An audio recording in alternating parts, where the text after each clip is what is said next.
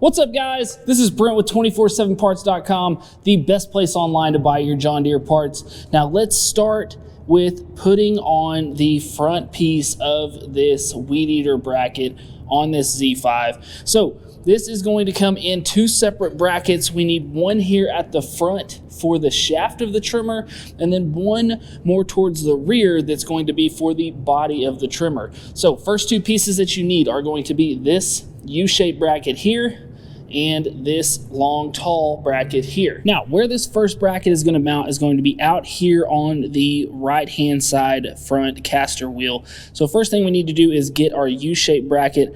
We're going to put that around the bottom of the frame of that caster, slide that up, make sure that's good and seated in place there. Then this bracket here is going to sit on top of that bracket, then we're going to bolt it down. We just need to make sure that this slotted end is facing outward from the mower. We don't want to get it over the foot pedal here, and we don't want it facing inward towards the inward side of the mower. It needs to be facing outward just like so. So we need 4 of our carriage head bolts to start, making sure that we are going in from the top, that way that the square part of this bolt is going into the square part of our bracket. So we can start those all down in and get those in place. Then we can go ahead and start the nuts on all of these. Now these nuts here are going to be driven by a 13mm socket, so you will need that ratchet and 13mm socket to tighten all of these up. Go ahead and break out that socket and ratchet here. All right, now once we have our bracket in place, we're going to have 2 of these different clips here. These are what's going to be holding your trimmer in place. We need the smaller one to go here on this end. Now, we do not want to get this tightened down too much. We just want to get it put in place. So we have these little hex head bolts here and a locking nut. Now, these are going to take a 10mm wrench or 10mm socket.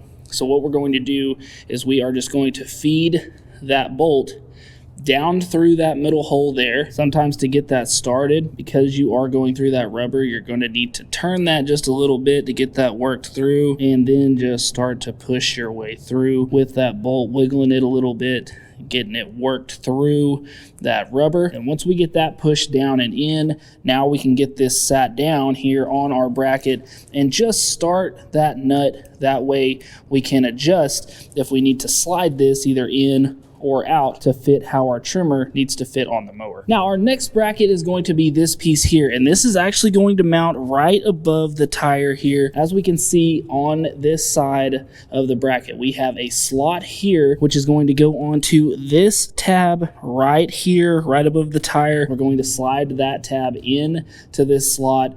And then we have this square-headed hole, which is going where another one of our bolts is going to go through. That is going to go through this hole right here on the frame. So we're going to get that lined up onto our mounting tab, just like so. And we're going to take that bolt, go right in and through, let that bracket rest, and then we'll take our nut and go on the back side here and get that started on our bolt. That way that bracket cannot come loose. Once we've got that bracket on and that nut on by hand, we want to take that 13mm socket and ratchet. A good short extension is a good idea, just to make sure you have enough room to get to that nut.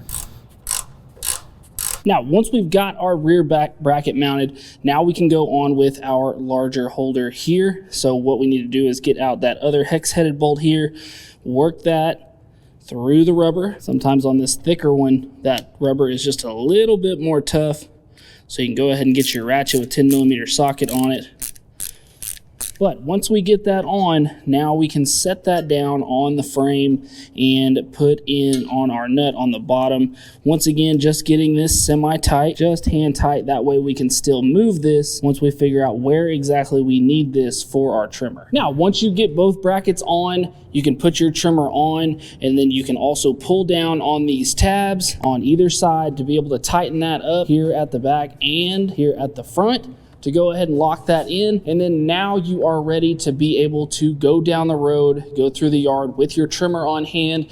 That way, if you need to stop, trim something while you're mowing, you've got that right there, readily available right there mounted on your mower. So guys, I hope this video helped you out. I hope that you liked this video. If you did, we just ask you to hit that like button and subscribe to the channel. Also, if you feel like this is something that you need for your John Deere Z5 zero turn, part number on this is going to be BUC 10952, and you can get that at 247parts.com. So as always, guys, thanks for watching.